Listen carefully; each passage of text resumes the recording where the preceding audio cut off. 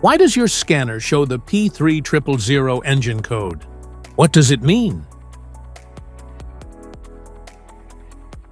P3000 is a diagnostic trouble code for battery control system malfunction.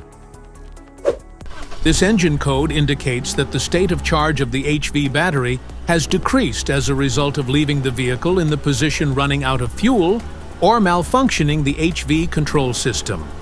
Under this circumstance, stop driving and repair your vehicle immediately. So, what causes this imbalance? Here are the most common culprits. This code is caused by these possible faults in your car. Vehicle left in N position for long periods. Low fuel level. Faulty HV control system. Damaged HV battery cells. Battery aging. Each DTC code corresponds to a specific issue in your vehicle. This error code commonly occurs in hybrid vehicles and in many VAG group vehicles, which include Volkswagen, Audi, Lamborghini, Bentley, and Porsche.